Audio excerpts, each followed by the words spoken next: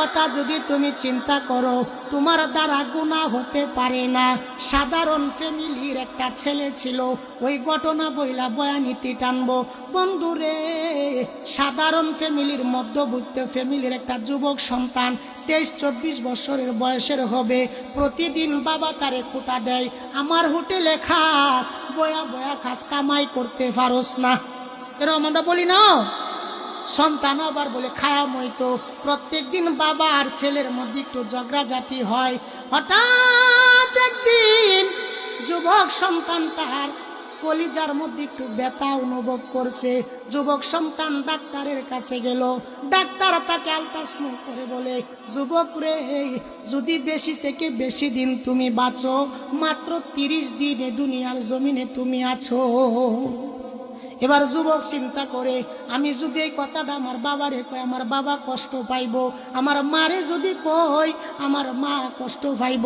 সুতরাং যুবক এই কথাটা আর পৃথিবীর কেউরে বলে নাই, কিন্তু মনে মনে চিন্তা করে, আমি আর 30 দিনের অতিথি। প্রতিদিনের নেই ওই দিনও যুবক সন্তানটা বাড়িতে গিয়েছে। বাড়িতে যাওয়ার সময় তার বাবা বলে, প্রত্যেকে আইসোস, লাখ বাহাদুর কামাই করে আসছে, প্রতিদিনের নেই গালি দিতেছে, কিন্তু সন্তান আর ওই দিন উত্তর দেয় না। বলে, বাবা, ও বাবা, আর মাত্র 30টা দিন আমি তোমার চেহারাটা দেখবো গো বাবা। বাবা গো, আর মাত্র 30 দিন তুমি আমার এভাবে বকাবকি করবা, এরপরে আর তুমি সন্তান পাইতা না, আমিও বাবা পাইতাম না। মা বলে, কইতে আইসোস, কি করস? সারাদিন শুধু টুটু করে ঘোরাফেরা করস, একটু কাজ কাম কি করতে পারোস না? বন্ধু আমার, মায়ের কথার সাথে ওই দিন সন্তান আর জবাব দেয় না, কারণ মনে মনে চিন্তা ঢুকছে, আমি আর মাত্র 30 দিন দুনিয়াতে বাঁচব।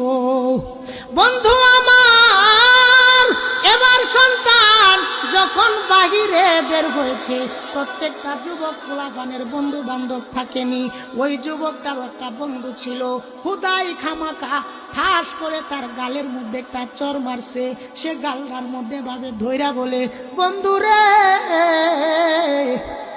অন্যদিন তুই যদি আমার একটা চর দিতি, আমি তোরে 2টা দিতাম, কিন্তু আজকে তোরে আমি চর দিতাম না, কারণ আমি আর এ দুনিয়ায় 30 দিন বাঁচব।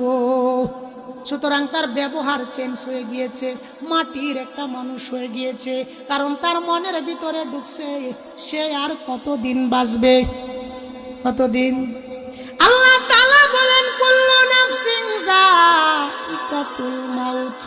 বন্ধু, প্রত্যেকটা প্রাণীর মৃত্যুবরণ করতে হবে, আজ হোক কাল, গ্যারেন্টি কেউ দিতে পারে না। এই মরণের কথা যদি তোমার কলিজার ভিতরে ঢুকাও, মনের ভিতরে রাখো, দেমাগের ভিতরে রাখো, তোমার দ্বারাই কোনো দিন গুনাহ হতে পারে না। মোহতারাম, এই মরণের কথা যদি আপনি চিন্তা করতে পারেন, মরণের কথাটা যদি আপনার দেমাগের ভিতরে থাকে, তো আপনার দ্বারাই পাটপাড়িও আসবে না, আপনার দ্বারাই সিটারিও আসবে না, আপনার দ্বারাই কোনো দিন অন্যের হক ও মায়ের দেওয়া চলবে। কথা কোন